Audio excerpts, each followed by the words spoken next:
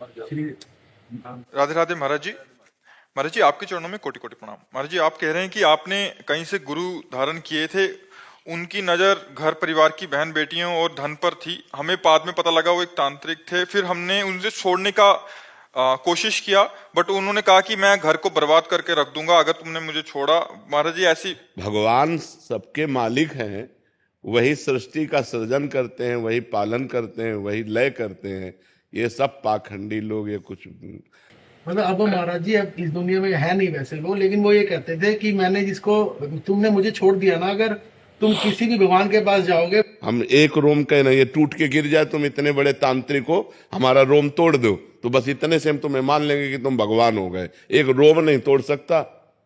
त्रिभुवन में कोई ऐसा पैदा नहीं हुआ कि भगवान के विधान को कोई बदल दे बच्चा।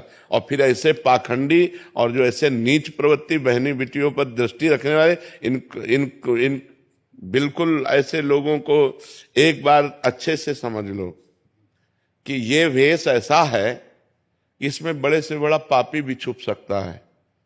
जब हनुमान जी द्रोणागिरी जा रहे थे संजीवनी बूटी लेने के लिए, तो उनको रोकने के लिए इसी वेश का सहारा लिया। कालनेमी ने नहीं लिया था, साधु वेश का है। तो बहुत से कालनेमी इस वेश का सहारा लिए हुए अपने जीवन का पोषण करने की, वासनाओं की पूर्ति की बात करते। बकाया साधुते होए न कारजहानि।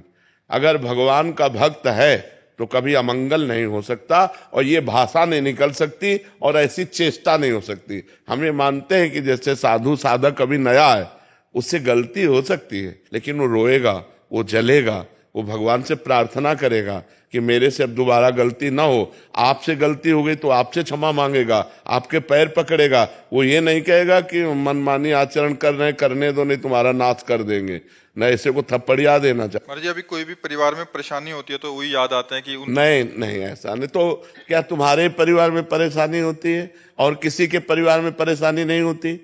सब कोई संसार में परेशान है। कभी अच्छे कर्मों का फल सुख आता है, कभी बुरे कर्मों का फल दुख आता है।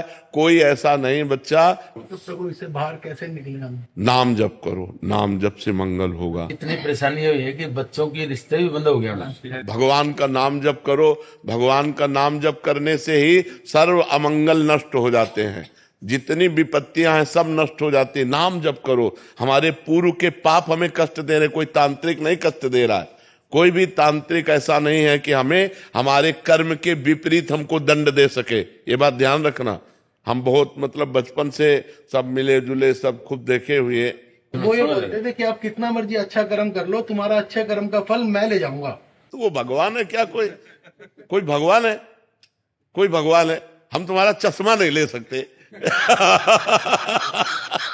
तो अरे पुण्य करो यार। ये सब बकवासी लोग हैं, सब ड्रामेबाजी लोग हैं। ऐसे ड्रामेबाजी, असत्य भाषण करने वाले प्रपंची व्यभिचारी लोगों पर ऐसी आस्था। महाराज जी, लोग बहुत फंस जाते हैं महाराज। कुछ चलाए, कुछ बोल दिया उसमें, मतलब ये बहुत बड़ा चल रहा है महाराज जी।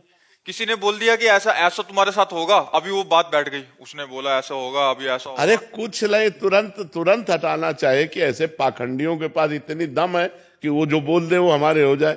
अरे यार, तुम कैसी बात लिए? बाहर निकाल दो उससे हमें। हाँ बिल्कुल, आज से तुम समझ लो कि तुम बाहर हो।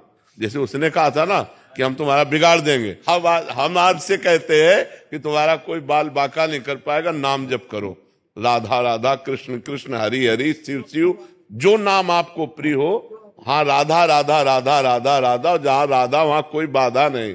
यार कोई नहीं परेशान कर सकता। को न काहू के सुख दुख कर दाता, निज कृत कर्म भोग सुन भ्राता। भगवान का नाम जप करो। का हनुमंत विपति प्रभु सोई, जब तो सुमिरन भजन न होई। भगवान का भजन नहीं हो रहा, इसीलिए विपत्तियां हैं। चिंता मत करो, किसी तंत्र फंत्र का कोई प्रभाव नहीं। खूब नाम जप करो। नाम कीर्तन घर में करो। देखो तुम आधा घंटे राधा राधा नाम कीर्तन करो, अभी तुम्हारे घर के सारे अमंगल नष्ट होना शुरू हो जाएंगे। नाम संकीर्तनम यस्य सर्व पाप प्रणाशनम। जहां तक राधा नाम ध्वनि जाएगी सबका मंगल होने लगेगा। रोज आधा घंटा नाम कीर्तन करो ताली बजा के, और राधा राधा नाम जप करो। फिर हमें बताना कि तुम्हारा मंगल हुआ कि नहीं। ठीक है? हाँ।